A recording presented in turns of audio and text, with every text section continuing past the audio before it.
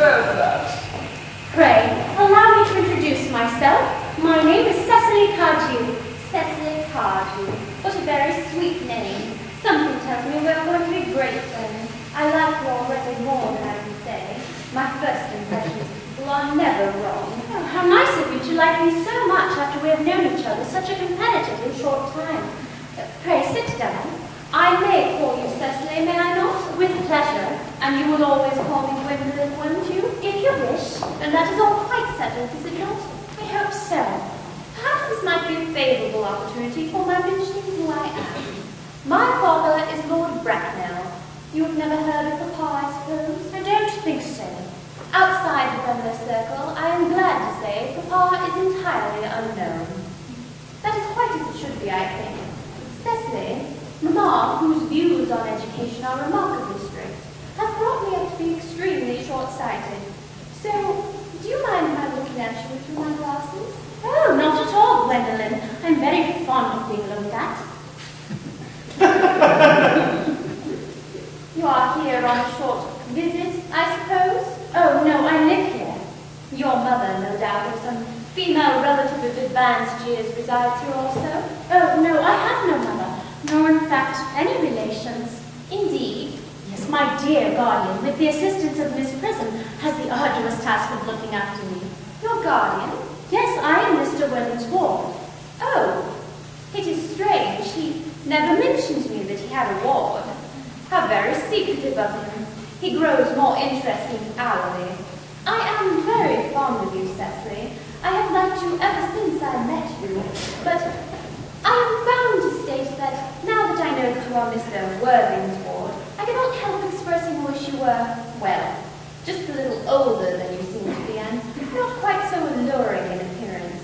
In fact, if I may speak candidly, pray do. I think that whenever one has anything unpleasant to say, one should always be quite candid. Well, to speak with perfect candor, I wish that you were fully 42 and more than usually plain for your age. Earnest has a strong, upright nature. He is the very soul of truth and honour. Disloyalty would be as impossible to him as deception.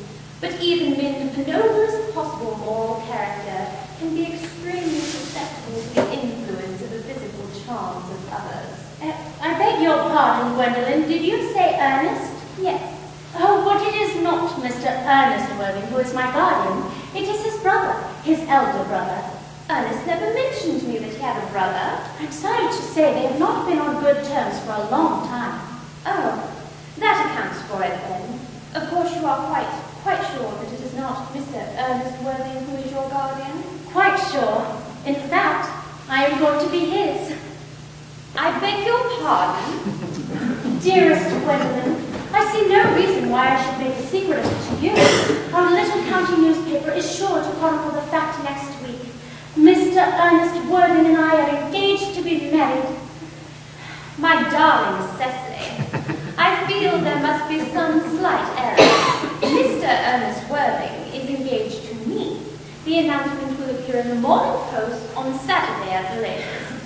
I'm afraid you must be under some misconception. Ernest proposed to me exactly 10 minutes ago. It is very strange, for he asked me to be his wife yesterday afternoon at 5:30. If you care to verify the incident, pray do so. I never travel without my diary. One should always have something sensational to read in the train. I am very sorry, Cecily, if it is any disappointment to you, but I am afraid that I have the prior claim. It would distress me more than I can say, dear Gwendolyn, if it caused you any mental or physical anguish, but I feel bound to point out that since Ernest proposed to you, he clearly has changed his mind. If the poor boy has entrapped himself into any foolish promise, I shall consider it my duty to rescue him, and with a firm hand. Whatever unfortunate entanglement my dear boy may have got into, I will never reproach him with it after we are married. Do you allude to me, Miss Cardew, as an entanglement? You are presumptuous.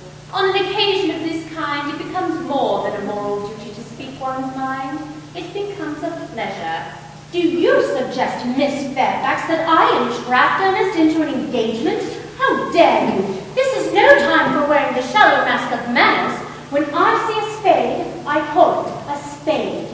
I am glad to say that I have never seen a spade. It is obvious that our social spheres have been widely different. Shall we lay the tea as usual, miss? Yes, as usual. May I offer you some tea, Miss Fairfax? Thank you, detestable girl, but I require tea.